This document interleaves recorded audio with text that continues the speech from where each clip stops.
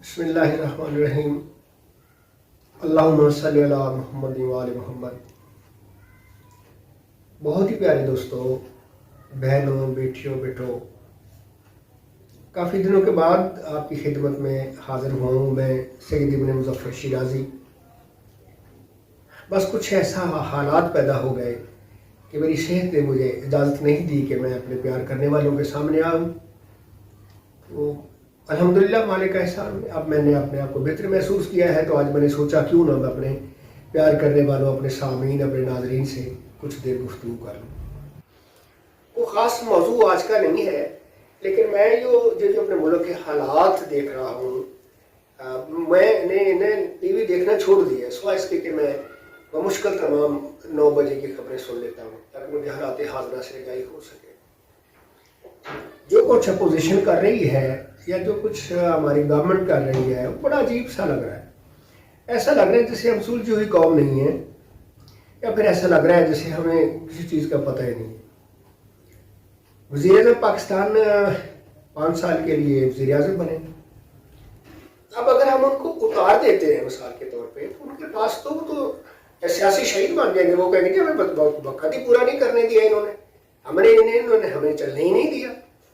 تو انہیں کم از کم common sense کی بات ہے کہ انہیں جو 1-1.5 سال ہے باقی کا، وہ انہیں کرنے دیں۔ اس کے بعد الیکشن کروائیں، جو اوپر آ جائے گا بسم اللہ، بلکہ 100 بسم اللہ۔ اس طرح سے جو تلخیاں پیدا کرنا، اس طرح سے جو قوم کو آپس میں لڑانا، یہ کوئی اچھا شگل نہیں ہے۔ یاد رکھیں، جب ملک میں خانہ جنگی کی فضا پیدا ہوتی ہے تو پھر نہ ملک رہتا ہے نہ ملک والے رہتے ہیں۔ اللہ میرے ملک کا حامی و ناصر ہو ہمیشہ۔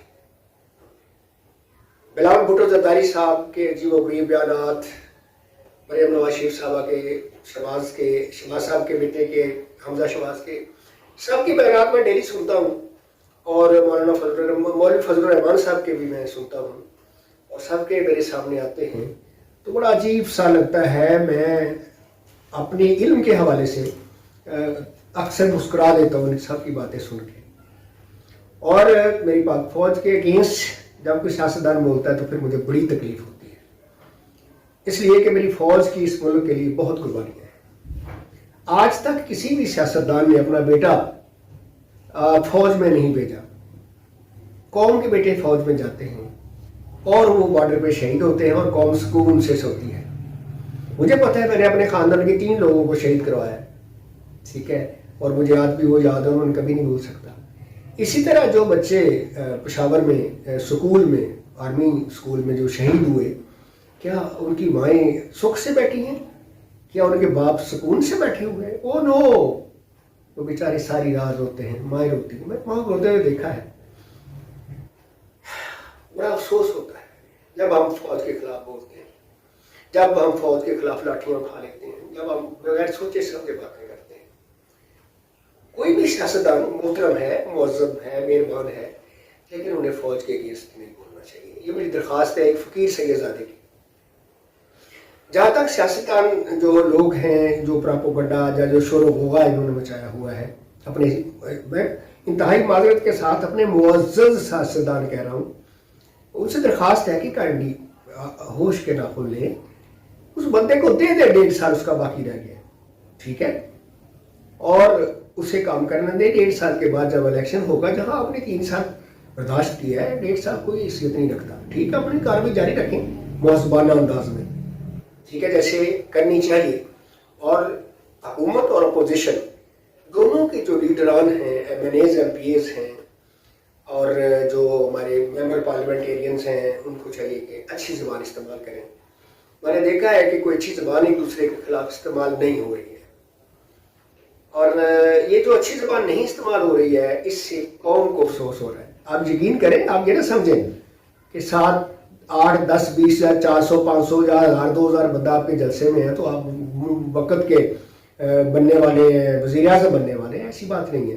قوم مشاہدہ کر رہی ہے، قوم مجاہدہ کر رہی ہے، قوم سٹڈی کر رہی ہے، قوم دیکھ رہی ہے کہ آپ لوگوں نے اپنے دور میں کیا کیا، اور یہ جو صاحب بیٹھے ہوئے ہیں یہ اپنے دور میں کیا کر رہے ہیں۔ اب اس کا تقابلی جائزہ تو قوم نے لینا نا جناب، آپ کے جو M N As, M P As ہیں انہوں نے نہیں لینا سر۔ اور ساتھ कौम ये देख रही है कि कौन अच्छा है कौन बुरा है, बिल्कुल एनालिसिस कौम कर चुकी है और मजीद कर रही है। मेरी दरख्वास्त है कि काइंडली बेहतर पाकिस्तानी बने, बेहतर पाकिस्तानी होने का सबूत पेश करें और इस मुल्क को जो मुमलकत खुदा दाद है, याद रखिएगा जिसने भी इस मुल्क को नुकसान पहुंचाया अल्लाह उसे कभी माफ़ नहीं करेगा, ठीक है। और एक बात और भी है कि जितना भी हम अपने पेट में डालेंगे उतनी ज़्यादा हम अपने अल्लाह को जवाब देना पड़ेगा, ठीक है। और बड़ी वाज़ेह सी बात है कि जब हिसाब होगा हमारा जाके अल्लाह के पास, ये तो हमारा ईमान है ना, अल्लाह के पास जाना है हमने हर फर्द का, तो अल्लाह पास के पास जाके फर्ज करें अगर आपने 10 लाख रुपया खर्च किया है तो आपको 10 लाख का हिसाब देना होगा। अगर मैंने 22 करोड़ खर्च किया है तो मुझे 22 करोड़ का हिसाब देना होगा, ठीक है। और आप सोच लें कि वहाँ हिसाब देना कितना मुश्किल होगा, जहाँ आपके पाँव बताएंगे कि उधर चल के गया था ये करप्शन के लिए, इन हाथों से नोट पकड़े थे, करप्शन के लिए नोट पकड़े थे, रिश्वत ली थी, ठीक है। इन उंगलियों से गोली मार के बंदा मारा था पैसे लेने के लिए, इस तरह से लूटा था। सो हम सब अल्लाह को जवाब दे हैं, हमने अपने अल्लाह को जवाब देना है। वैसियत एक फ़कीर और दरवेश से ज़्यादा मैं आपको वार्न करता हूँ अपने मेहरबानों को, काइंडली आप प्लीज़ अपनी इस्लाह करें और ऐसा ना होने दें। मुझे याद है अपना डॉक्टर फयाज अली बेग साहब मुल्क के नामवर माहिर मुज़फ़्फ़रुल नजूम थे, उनकी एक महफिल में हम बैठे हुए थे, तो वह एक सवाल उठा कि बेनज़ीर भुट्टो के साहबा के साथ क्या होने वाला है। तो सबसे पहले मुझे ये कहा गया कि शिराजी साहब आप बताएं क्या होने वाला है। तो मैंने ये कहा जी कि मुझे यूं लग रहा है उनकी गर्दन के ऊपर, शाहरग के ऊपर जो काला तिल है ना, वो ये बता रहा है कि वो कत्ल कर दी जाएंगी, और उनका जो स्टार है वो ये बता रहा है कि कत्ल अपने लोग करेंगे, वहां से कोई नहीं आके करेगा। और फिर वही हुआ, मुझे अफसोस हुआ, मैं उस वक्त कहीं निकला हुआ था तो मुझे घर से फोन आया कि मुल्क के हालात नासाजगार हो गए हैं, बेनज़ीर को कत्ल कर दिए गए हैं, तो आप फौज तौर पर घर रहे हैं, बड़े हंगामे वगैरह हो रहे हैं। तो इसी तरह फिर जब मियां मोहम्मद नवाज शरीफ साहब जहाँ भी हैं खुश रहें आबाद रहें, उनके जब वो वज़ीर आज़म थे तो धमाका हुआ था बोपतिया चौक में, रायमंड रोड पे, शायद आपको पता हो। तो मैंने गुजारिश की थी मियां मोहम्मद शरीफ साहब को, अल्लाह उनको करवट नसीब करे, उनका मेरे पे एक दो बड़े एहसान है जो मैं कभी नहीं भूल सकता। तो मैंने उनको खत लिखा था कि मियां साहब की जान को खतरा है, आप उनके लिए कुछ करें।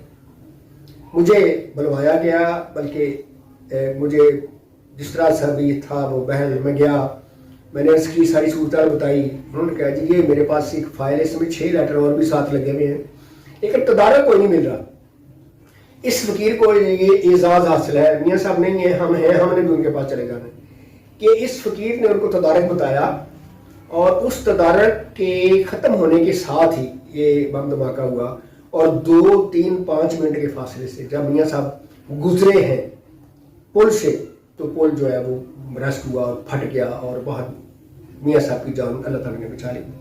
मेरे सियासतदान मेरे मुल्क का सरमाया सलामत रहें, कोई भी हैं, मैं ये नहीं कहता कि मियां साहब से कोई रिश्तेदारी है। अक्सर हमारे जो लोग हैं ना वो पेशन गोइयाँ करते हैं आके, और वो पेशन गोइयाँ जब हो जाती हैं तो फिर कहते हैं हमने ये पेशन गोई की थी, लेकिन मैं शाको सबाक के साथ बात करता हूँ और उसकी शवाहिद अपने पास रखता हूँ, ताकि कोई मेरे से आगे पूछता है तो मैं उसे बता सकूँ, ठीक है। मैं अपने जनाब आसिफ जरदारी साहब को ये गुजारिश करूँगा कि प्लीज़ अपने बेटे को संभाल और बचा के रखें, अल्लाह उसे नजर बद से बचाए। उसकी जान को बहुत ज़्यादा खतरा है, बहुत ज़्यादा खतरा है, बहुत ज़्यादा खतरा है। अपने बेटे को बचा के रखिए, हमारी दुआएं आप लोगों के साथ हैं।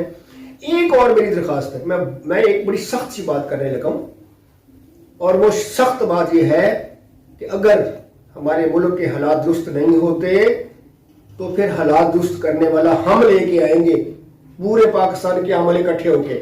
मैं अपने अमलों की जो एक जमात है उसके सीनियर वाइस प्रेसिडेंट की हैसियत से कह रहा हूँ कि हम ऐसा सिस्टम करेंगे कि इंशाअल्लाह ताला फिर जो करप्ट होगा वो समंदर में जाएगा और मछलियाँ उनको निकलेंगी। ये मेरी वार्निंग है सबको, जो भी इस मुल्क के नुकसान पहुँचाने की कोशिश कर रहे हैं, जो भी इस मुल्क में इस तरह के हालात पैदा कर रहे हैं, मैं आपसे हाथ जोड़ के दरख्वास्त करता हूँ कि प्लीज़ یہ مملکت خدا داد ہے، یہ کسی نے نہیں بنائی، یہ میرے اللہ نے بنائی ہے۔ تو اس مملکت خدا داد کو خراب ہونے سے، برباد ہونے سے، تباہ ہونے سے بچائیں۔ دیکھیں آپ جتنے بھی لوگ ہیں، میرے سے لے کے سفیر اور درویش سے لے کے وزیر اعظم تک، اور جتنے ہمارے اداروں کے ایجنسیوں کے ہیڈز ہیں ان تک، اور جو لوگ رشوت لیتے ہیں، جو لوگ نہیں لیتے، سارے لوگ جو اس میں آتے ہیں، یہ وطن ان سب کا ہے۔ جو باہر مل کے کما کے آپ کے ملک میں پیسے بھیج رہے ہیں، یہ ملک ان کا بھی ہے۔ تو میری درخواست آپ سے یہ ہے کہ اس ملک کی بہتری اور بھلائی کے لیے کام کریں۔ بھول جائیں اس بات کو کہ آپ نے کچھ کمانا ہے، بہت کما لیا آپ نے، بہت کما لیا آپ نے، ٹھیک ہے۔ میری علماء دین سے بھی گزارش ہے کہ آپ براہ کرم ایسا درس دیں کہ میری قوم جگ جا ہو۔ یہ جو ایک پارٹی بازیاں بنی ہوئی ہیں، یہ سنی ہے، یہ شیعہ ہے، یہ بابی ہے، یہ بریلوی ہے، یہ چکرالوی ہے، فلانا مکان ہے، کچھ نہیں ہے یار، سب مسلمان ہیں، ٹھیک ہے۔ مسلمان ہیں تو ان کو ایک کرو، ایک پرچم کے نیچے لے کے آئیں، اسلام کے جھنڈے کے نیچے لے کے آئیں۔ اس طرح تفرقہ بازی جو ہے وہ اچھی نہیں ہے، ٹھیک ہے۔ اور میری مسجدیں اور میری ممبر اگر پازیٹیو رول پلے کریں تو یہ سارا کچھ ختم ہو سکتا ہے۔ میں نے اپنے معزز جو علماء دین ہیں، میرے جو معزز ایسی بزرگوار ہستیاں ہیں جو اس ممبر پہ بیٹھتی ہیں جو رسول اکرم صلی اللہ علیہ وسلم کا ممبر ہے، آپ جب اپنے ممبر پہ بیٹھے تو ذہن میں رکھیں کہ یہاں رسول پاک بیٹھے رہے، تو یہ کتنا اعزاز ہے آپ کے لیے، کتنا آنر ہے آپ کے لیے کہ آپ اس سیٹ پہ بیٹھے ہیں جس سیٹ پہ وہ ہستی بیٹھی جو سرور کائنات، جس کے لیے میں، آپ، ہم اور پوری کائنات اللہ نے بنائی۔ اللہ تعالیٰ نے کہہ دیا کہ اگر آپ کو نہ پیدا کرتا تو میں کائنات ہی نہ پیدا کرتا۔ سو جس کے صدقے میں آپ اور آپ سب پیدا ہوئے ہیں، اور ہم کھا رہے ہیں، ہم پی رہے ہیں، ہم چل رہے ہیں، اس کے صدقے سے آپ اپنی اصلاح کریں اور ممبر پہ ایسی گفتگو کریں جس سے ملک میں یکجائی آئے، جس میں آپ کی ذاتی کوئی خواہش شامل نہ ہو، جس میں لوگ بسم اللہ کریں۔ اب میری ایک عادت ہے کہ میں جب گھر سے نکلتا ہوں تو ہر شخص سے راستے میں السلام علیکم کہتا ہوں۔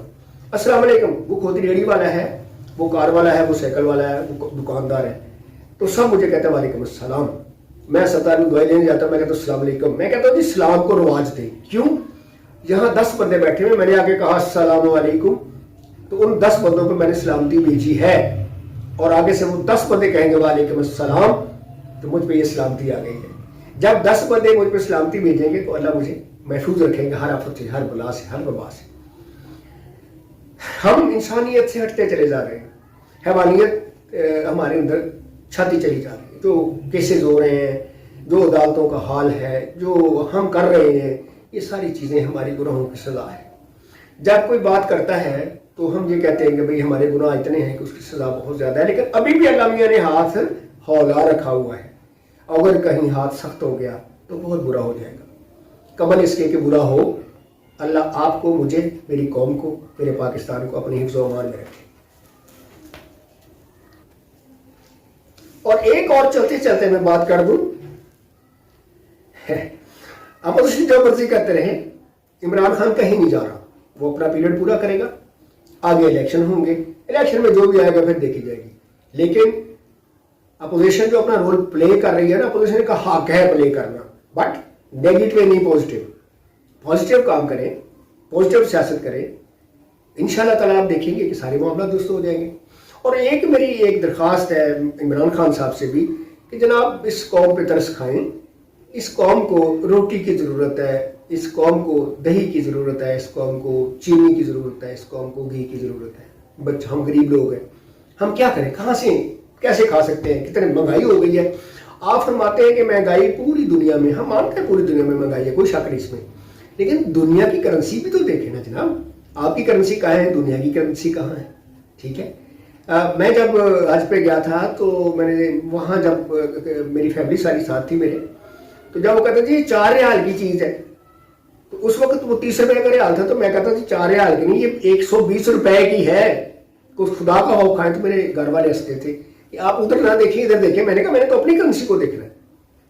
سو یہ جو 2-4 چیزیں ہم شروع کر لیتے ہیں نا کہ جناب فلاں کو اس میں یہ سبسڈی دے رہے ہیں، فلاں کو یہ سبسڈی، بھائی کیوں سبسڈی دے رہے ہیں آپ، کیوں اپنی رقم کو آپ ضائع کر رہے ہیں، پیسہ کیوں ضائع کر رہے ہیں آپ۔ دیکھیں عمران خان صاحب آپ تشریف فرمائے ہیں، بسم اللہ، اللہ کرے آپ رہیں، لیکن جب آپ اتریں گے تو آپ کو حساب دینا ہوگا، بالکل حساب دینا ہوگا۔ کس کو بھلا؟ कौम को नहीं, कौम को तो देना ही होगा, अल्लाह को भी देना है सर आपने, अल्लाह ने को भी आपने साथ देना है। और देखें अल्लाह अपने मामला तो माफ़ कर देते हैं, लेकिन अपने बंदों के मामला तो माफ़ मुश्किल से ही करेंगे। अगर आपने किसी को नुकसान पहुंचाया है तो उसको उसकी माफ़ी आपको उसी से मांगना पड़ेगी, बेशक वो जैसा फ़कीर और दरवेश हो, या वो कोई बहुत बड़ा लैंड लॉर्ड हो, बड़ा सियासतदान हो। तो आप भी काइंडली अपनी इस्लाह करें, अपनी टीम को समझाएं। अपनी काबीना बहुत बड़ी है आपकी, पाकिस्तान की तारीख की सबसे बड़ी काबीना, खुदा रहा इसको मुख्तसर करें। इसमें कोई शक नहीं कि आप आ गए हैं, आपका मजीद आना मुमकिन नहीं है, ठीक है, आपका मजीद आना मुमकिन नहीं है। एक आप कहते थे ना मियाँ साहब जान दो साड़ी बारी आन दो, तो आपकी बारी आ गई सर, आपने अपनी बारी ले ली है, आपकी बारी पूरी होने वाली है। आप अपने पूरा वक्त मुकम्मल करेंगे, 1.5 साल आपका भी चलेगा साथ, कोई आपके साथ में इख्तिलाफ कोई कुछ नहीं कर सकती, कोई वो तहरीक जो है वो नहीं, आपके साथ कुछ भी हो सकता है, आप रहेंगे। लेकिन जब आप जाने लगेंगे तो आपके लिए बड़े मसले मसाइल हैं, इंतहा के मसले मसाइल हैं, आपको लग पता जाएगा, ठीक है। इसलिए आप अपनी ज़ाती तौर पर अपनी इस्लाह करें। मैं आपका दोस्त हूँ, फ़कीर दरवेश सैयदज़ादा हूँ, ठीक है, और यही मेरी दरख्वास्त अपने सब लोगों से हुई है। एक मेरी दरख्वास्त मौलाना फजल रहमान साहब से है कि जनाब आप भी कुछ अपनी इस्लाह फरमाएं, आप भी इस कौम को सीधे रास्ते पे लेके जाएं। आप पहले भी धोखे खा चुके हैं, आपको मज़ीद धोखे मिलने वाले हैं, ठीक है। आपने असम्बली संभाली हुई है तो बराह करम आप अपनी भी इस्लाह करें, बहुत ज़रूरत है, कौम जानती है आपको बड़ी अच्छी तरह से, ठीक है। आप बराह करम अपनी इस्लाह फरमाएं, मैं आपके हाथ जोड़ता हूँ। अस्सलाम वालेकुम, अल्लाह हाफ़िज़।